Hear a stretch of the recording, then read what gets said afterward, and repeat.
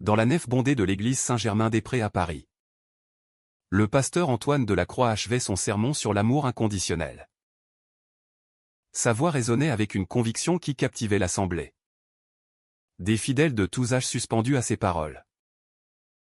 Soudain, la lourde porte de bois grinça.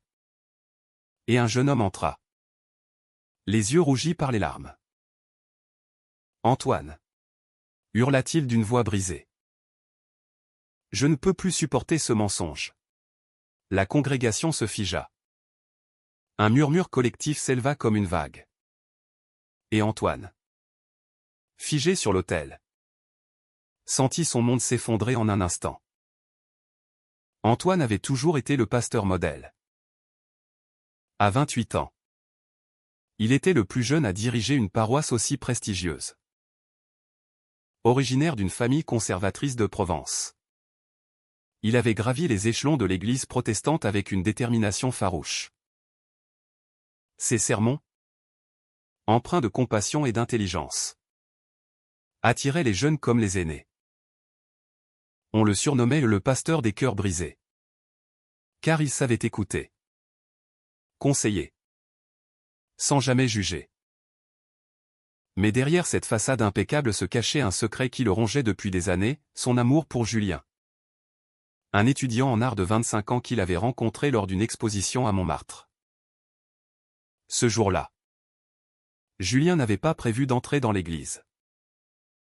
Leur relation, clandestine depuis 2 ans, était un équilibre précaire entre passion et peur. Antoine insistait pour la discrétion, mon rôle exige la pureté. Julien. Si on l'apprend, tout s'effondre. Julien, plus impulsif, supportait mal cette vie dans l'ombre. La veille, une dispute avait éclaté.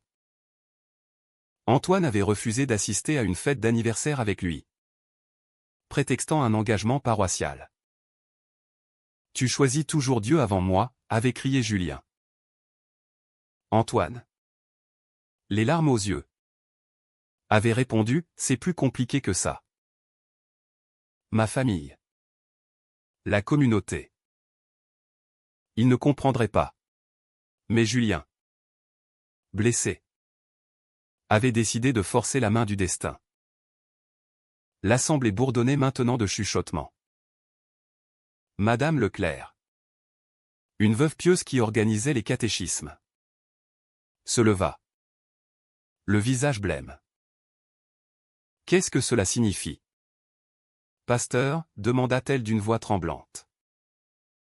Antoine, le cœur battant, descendit de l'autel.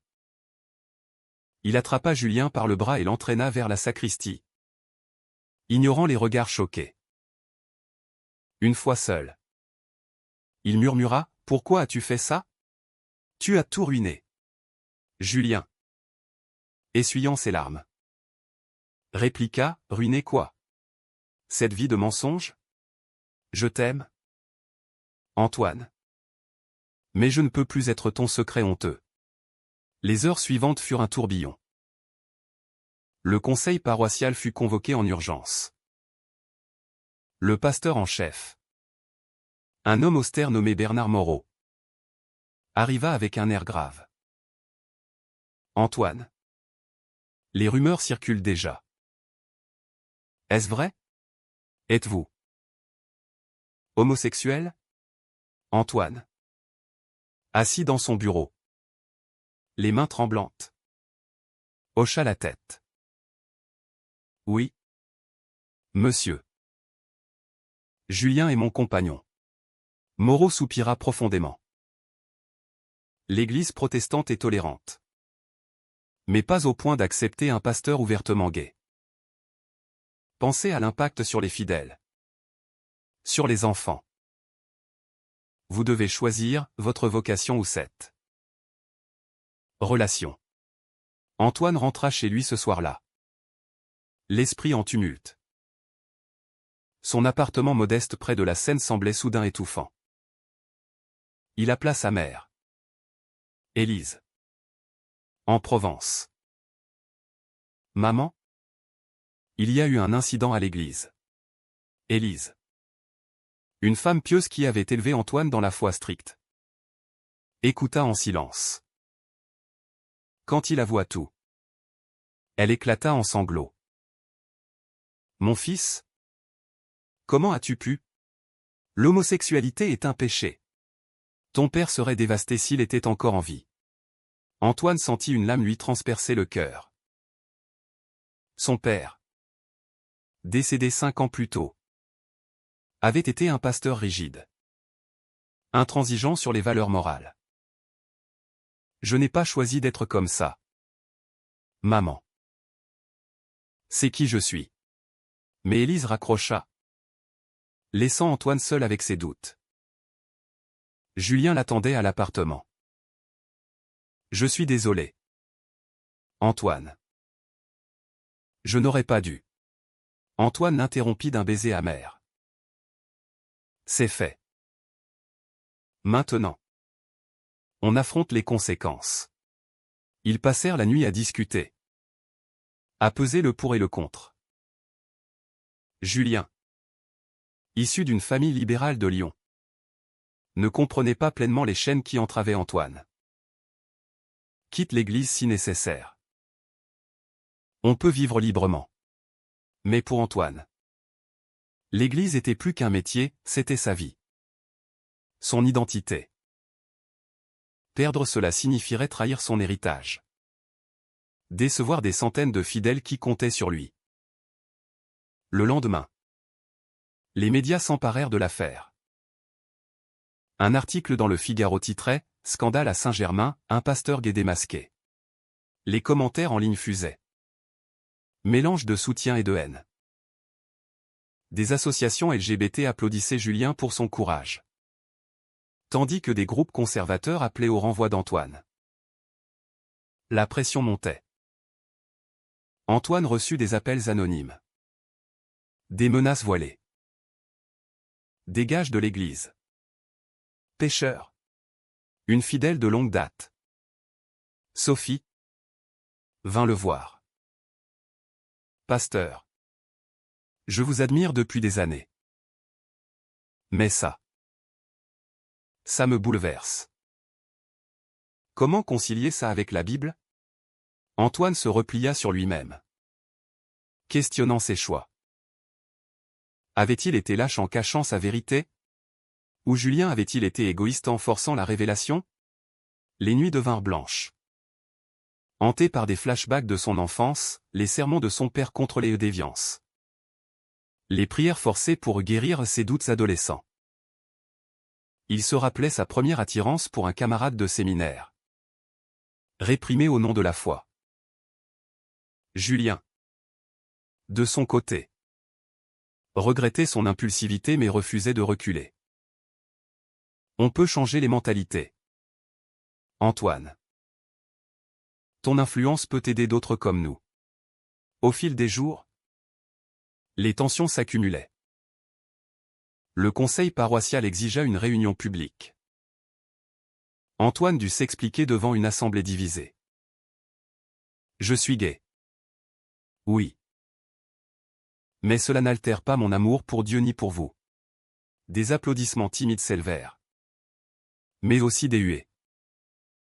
Une mère de famille cria « Et nos enfants? Quel exemple donnez-vous » Antoine sentit la trahison comme un poison. Julien, assis au fond, serrait les poings, prêt à défendre leur amour. La réunion se termina dans le chaos. Antoine quitta l'église sous les flashs des photographes. Julien le rejoignit dehors. Et ils marchèrent le long de la Seine. Main dans la main pour la première fois en public. C'est libérateur. Non, murmura Julien. Antoine força un sourire. Peut-être. Mais à quel prix? Ils rentrèrent. Mais la paix fut de courte durée. Le téléphone sonna, c'était Bernard Moreau. Antoine. Le synode national s'implique. Ils veulent une enquête. En attendant. Vous êtes suspendu. La suspension fut un coup dur. Antoine. Habitué à l'activité frénétique de la paroisse, se retrouva oisif, rongé par l'angoisse. Julien essaya de le distraire, balade à vélo dans le Marais. Dîner romantique. Mais Antoine sombrait dans la dépression. J'ai tout perdu pour toi, lâcha-t-il un soir. Amer. Julien. Blessé. Répliqua, pour nous. Tu vivais une double vie. C'était insoutenable. Leur relation, autrefois passionnée, se fissurait sous la pression. Flashback sur leur rencontre, 2 ans plus tôt. Lors d'une exposition d'art contemporain. Antoine, en civil, avait été captivé par les toiles abstraites de Julien. Vos œuvres parlent de liberté, avait-il dit. Julien avait ri, et vous? Vous semblez prisonnier de quelque chose. Leur conversation avait duré des heures, menant à un café, puis à un baiser volé sous la pluie parisienne. Antoine avait paniqué, je suis pasteur. Ça ne peut pas arriver. Mais l'attirance était irrésistible. Ils avaient commencé une liaison secrète, faite de rendez-vous furtifs et de promesses chuchotées. Maintenant, ce secret explosait. Antoine affrontait sa famille. Élise vint à Paris, accompagnée de son frère aîné, Pierre, un avocat conservateur. La confrontation fut violente. Tu déshonores notre nom, tonna Pierre. Élise pleurait, pense à ton père. Il t'a élevé pour servir Dieu. Pas pour ça. Antoine défendit son amour, Dieu est amour. Maman. Pourquoi cela serait-il incompatible? Mais Pierre menaça, si tu persistes, on te coupe les vivres. Et on informera le synode de tes faiblesses et passées. Antoine, choqué, apprit que Pierre savait pour un flirt adolescent qu'il avait étouffé. Julien, exclu de la réunion familiale, bouillonnait. Ta famille te manipule. Antoine. Il te voit comme un trophée. Pas comme un homme. Antoine. Déchiré. Admis, ils ont raison sur un point. J'ai menti à tout le monde. Cette nuit-là. Ils se disputèrent violemment. Julien partit en claquant la porte, laissant Antoine seul avec ses démons. Les jours suivants. Antoine erra dans Paris, réfléchissant à ses options. Revenir en arrière? Impossible. Assumer pleinement? Terrifiant. Il contacta un ami d'enfance, Marc, un prêtre catholique gay qui avait quitté les ordres. J'ai choisi l'amour. Antoine. Mais le prix fut élevé, isolement? Perte de foi temporaire. Marc l'encouragea, la vraie foi transcende les institutions. Dieu t'aime tel quel. Inspiré. Antoine décida de se battre. Mais les trahisons s'enchaînaient. Une fidèle, qu'il croyait loyale, révéla à la presse des détails intimes sur ses confessions passées, déformées pour le discréditer. Le pasteur de la Croix cachait bien son jeu, titra un tabloïd. Julien, furieux, confronta la femme, vous trahissez l'homme qui vous a aidé. Elle répondit froidement, il nous a trahis en premier. La société française, divisée sur les questions LGBT, réagissait diversement. Des manifestations de soutien s'organisèrent devant l'église, avec des pancartes « Amour pour tous ».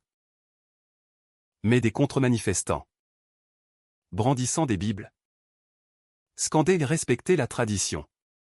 Antoine, invité à une émission télé, défendit sa position, l'homosexualité n'est pas un choix. Mais l'hypocrisie l'est. J'ai choisi la vérité. L'audience applaudit. Mais les sondages montraient une paroisse divisée, 40% pour son retour, 60% contre.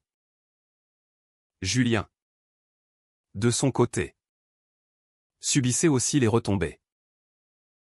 Ses amis libéraux le félicitaient. Mais sa carrière d'artiste patinait. Un galeriste annula une exposition, trop controversée. Blessé. Julien accusa Antoine, « Ton monde nous détruit. » Antoine, culpabilisé, proposa, « Partons. Quittons Paris. Recommençons ailleurs. » Mais Julien refusa, « Fuir ? Non. Affrontons. » Le point de non-retour arriva lors d'une audience au synode. Antoine plaida sa cause, « Je suis un bon pasteur. Mon orientation ne change rien. » Les membres, majoritairement âgés, débattirent âprement. Un progressiste argua, « L'Église évolue. Acceptons la diversité. » Un conservateur rétorqua, « La Bible est claire sur l'homosexualité. » Antoine quitta la salle. Incertain du verdict. Le verdict tomba comme un coup près, suspension indéfinie. Avec possibilité de réintégration si Antoine réformait sa vie. Traduction, renonce à Julien. Antoine, effondré, rentra chez lui. Julien l'attendait. Anxieux. Qu'ont-ils dit ? Antoine expliqua. Les yeux baissés. C'est eux ou toi. Julien pâlit, et tu vas choisir quoi ? Antoine, déchiré, murmura, je ne sais pas. Les semaines suivantes furent un calvaire intérieur. Antoine consulta un thérapeute. Explorant ses conflits. Vous avez internalisé la honte ? Antoine. Votre foi et votre amour peuvent coexister. Mais les pressions extérieures s'intensifiaient. Sa mère l'appelait quotidiennement, reviens à la raison. Mon fils.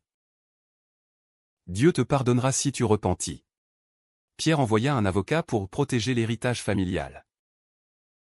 Même Julien doutait, si tu me quittes.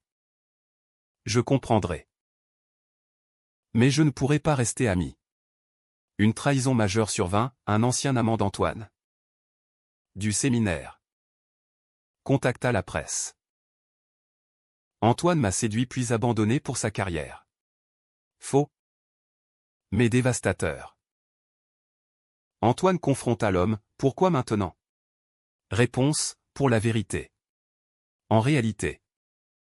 Jalousie et revanche. Julien. Apprenant cela. Explosa, combien de secrets encore ? Leur confiance ébranlée. Ils se séparèrent temporairement. Julien partit chez un ami. Laissant Antoine seul. Dans la solitude. Antoine questionna sa foi. Il relut la Bible. Cherchant des réponses. David et Jonathan. Ruth et Naomi, des amours ambigus. Dieu est amour, se répétait-il. Il rencontra des pasteurs gays d'autres dénominations. Qui partageaient leurs histoires de résilience. J'ai perdu ma paroisse. Mais gagné ma liberté, dit l'un. Inspiré. Antoine décida d'écrire un livre sur son expérience. Pour aider d'autres. Mais les dommages étaient profonds. La paroisse souffrait, affluence en baisse. Division. Sophie, la fidèle, organisa une pétition pour son retour. Le pasteur de la Croix nous a enseigné la compassion. Appliquons-la. Sans signature. Mais les conservateurs contre-attaquèrent. Avec des meetings houleux. Julien. De son côté. Lutter contre la dépression. Il peignit une série sur leur histoire, Toile sombre de cœur brisé. Un galeriste progressiste l'exposa. Titrant Amour interdit. Succès modeste. Mais cathartique. Il appela Antoine, je t'aime toujours. Reviens-moi. Antoine. Ému. Accepta une réconciliation. Ils passèrent une nuit à se redécouvrir. Sans mensonge. Pourtant. Les choix restaient. Antoine refusa l'ultimatum du synode, je ne renoncerai pas à qui je suis. Il démissionna officiellement, choisissant Julien. Soulagement immédiat. Mais chagrin pour la perte. J'ai sacrifié ma vocation, confia-t-il à Marc. Où trouver une nouvelle, être authentique. La société réagissait. Un débat national s'ouvrit sur l'homosexualité dans l'Église. Antoine devint porte-parole involontaire. Invité à des conférences. Julien le soutenait. Mais la pression médiatique usait leur couple. Une dispute éclata, tu es plus pasteur que jamais. Mais sans moi. Julien. Jaloux de l'attention. Le climax approchait. Élise. Rongée par la culpabilité. Vint à Paris. J'ai prié. Mon fils. Peut-être ai-je tort. Réconciliation timide. Mais Pierre. Intransigeant. Coupa les ponts. Tu n'es plus de la famille. Antoine et Julien déménagèrent en banlieue. Cherchant la paix. Antoine trouva un job comme conseiller social. Aidant des jeunes LGBT. Satisfaisant. Mais pas l'Église. Julien exposa plus. Gagnant en reconnaissance. Les mois passèrent. Marqués par des hauts et des bas. Antoine s'adaptait à sa nouvelle vie. Mais le regret le hantait. Et si j'avais lutté plus? Julien le rassurait, tu as choisi l'amour. C'est courageux. Mais des fissures persistaient. Julien.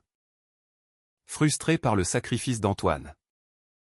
Proposa, peut-être devrions-nous nous séparer. Pour que tu retrouves ta voie. Antoine refusa, non. On affronte ensemble. Une opportunité surgit, une église progressiste à Lyon offrit un poste à Antoine. Nous acceptons les pasteurs gays. Tentant. Mais loin de Paris. Julien encouragea, vas-y. Je te suivrai. Décision prise, ils déménagèrent. Nouvelle vie. Nouveau défi. Antoine reprit ses sermons. Intégrant son histoire pour inspirer. L'amour vrai transcende les préjugés. Mais les ombres du passé ressurgissaient.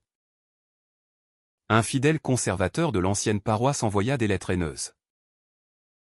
Traître. La sécurité devint une préoccupation. Julien. Protecteur. Insista pour des mesures. Leur relation se renforça dans l'adversité. Élise visita Lyon. Signe de guérison. Je suis fier de toi. Mon fils. Réconciliation complète. Pierre. Isolé. Finit par appeler, peut-être ai-je été trop dur. Pardon progressif. Antoine réfléchissait aux leçons, les choix moraux n'étaient pas binaires. Il avait payé cher perte de carrière initiale. Trahison. Blessures émotionnelles mais gagné l'authenticité. Julien. Transformé. Admis, mon acte impulsif a tout changé. Pour le mieux, la communauté lyonnaise les accueillit chaleureusement. Antoine organisa des groupes de soutien pour LGBT croyants. Comblant un vide. Succès croissant. Médias positifs. Pourtant, des doutes subsistaient. Lors d'un sermon, Antoine posa la question, avons-nous le droit de forcer la vérité aux autres? Allusion à Julien. Leur couple. Solide mais marqué. Évoluait. Catétuque. Antoine et Julien marchaient dans les rues de Lyon. Main dans la main. La liberté avait un prix. Mais valait-elle les sacrifices? La société changeait lentement. Grâce à des histoires comme la leur. A-t-on raison de sacrifier sa vocation pour l'amour? Ou l'amour véritable doit-il s'adapter à la vocation?